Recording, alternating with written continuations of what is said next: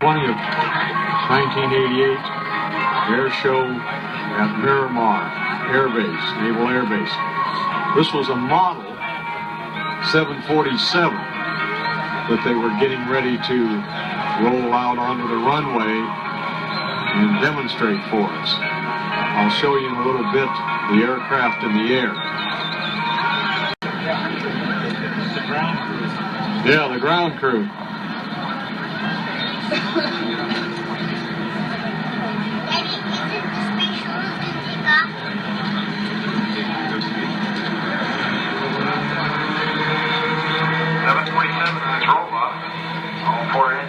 Yes, she's up. She's airborne. What an airplane. Do you believe in that?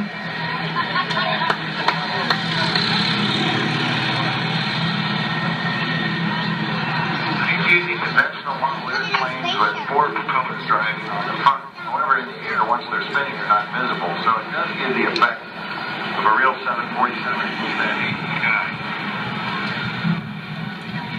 We have pneumatically operated retractable landing gear with actual air brakes on the gear.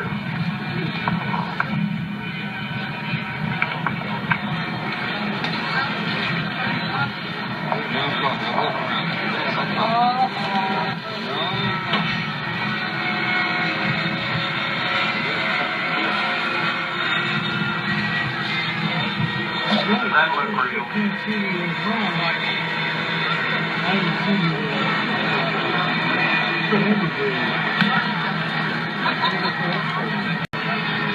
Carrier on top of it is constructed with a specialty built carrier and Mark 747 on the back. The command so it can give us things to pull up behind it on the freeway.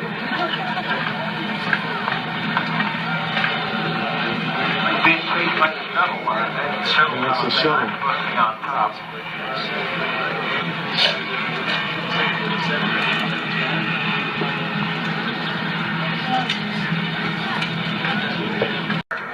Off to the right, and they're a little wedge formation. Craft for which ending at Miramar has become best known. The Grumman F-14A Tomcat. Only 2 feet shorter than the 50-year-old military and civilian transports at DC-3. The Tomcat is the Navy's supersonic twin-engine air superiority fighter, whose most striking visual characteristic, in addition to its very size, is its variable sweep wing. Later this afternoon, you'll see a full tactical demonstration of the Tomcat's abilities as the most capable fighter weapon system in existence today. Its huge AWG-9 weapons control system can detect and track 24 targets simultaneously. It can launch 6 Phoenix missiles at once and guide each of these missiles to a separate hostile target. The qualities necessary to enable the Tomcat to effectively employ its weapon system are speed, agility, power, turning ability, acceleration, and climb capability. The F-14 has proven to be one of the most effective one-on-one combat fighters ever produced. In daily training exercises against the free world's best fighters and in combat, the F-14 has consistently demonstrated its ability to outperform its opponents. The Tomcat is manned by a crew of 2, the pilot and radar intercept officer, or RIO. The pilot flies the plane, the RIO manages the weapon system, navigation, communications, and electronic warfare equipment. Our air crew is from Fighter Squadron 124, the Gunfighters. Our pilot, Lieutenant Dave Hulk Inman. Our radar intercept officer, Lieutenant Tom Dog.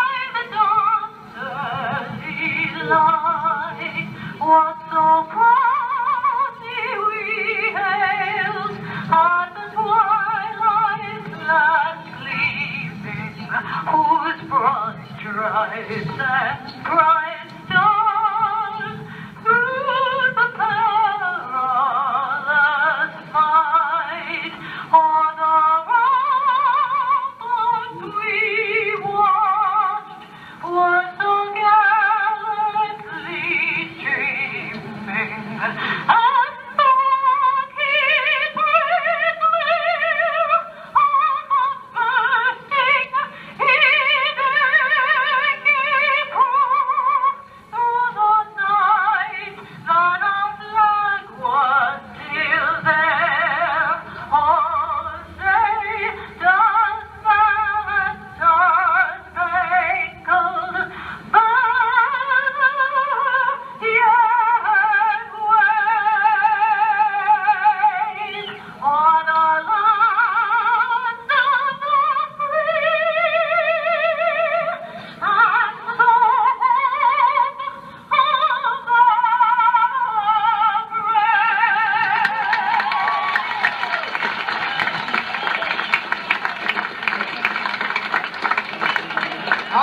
Outstanding.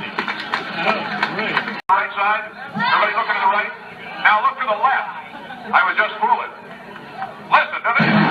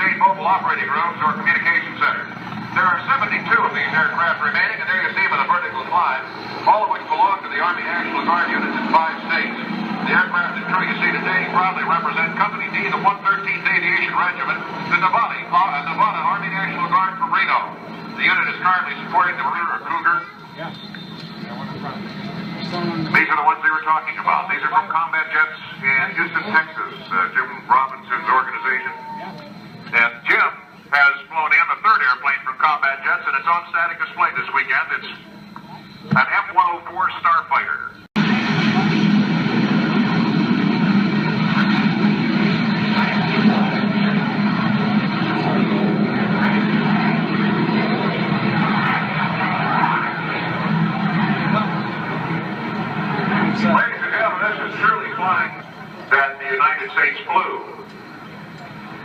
As you look at the two airplanes in profile as they come by, you can see the Sabre is somewhat larger than the MiG. To give you an idea, the MiG is about the same size as a P-51 Mustang. But a lot of the technology that had been developed in the MiG was subsequently used to improve later models of the F-86. F-86 was flown by dozens of air forces all over the world, and no fewer than 10 different versions of this aircraft were built. Many Sabres are still flying into the 1980s. Doing a little ACM up here for you right now, and this was, it was so different in coming out of World War II and going into Korea, suddenly in turbine aircraft that flew faster than the propeller-driven, piston-powered airplanes, and they were still doing the old, state-of-the-art from 10 or 15 years earlier, that style of dogfighting violence.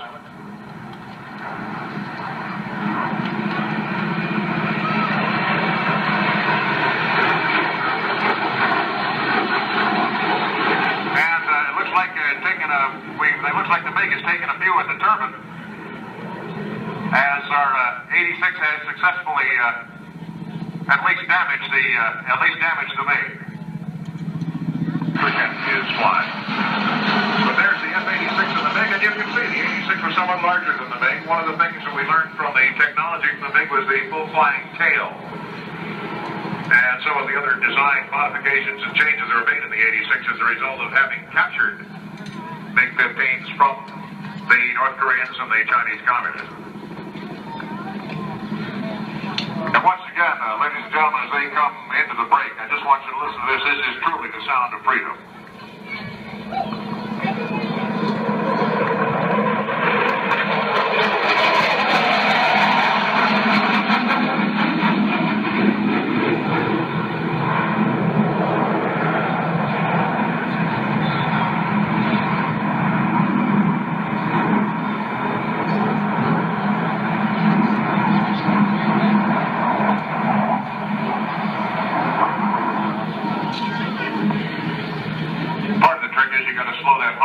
So you can put it on the deck. So right now what they're doing is they got the wings cranked forward and going through the checklist to make sure the rollers are out. You always just like to fly these, but mercy, it sure is lovely, and I'm sure glad they're ours.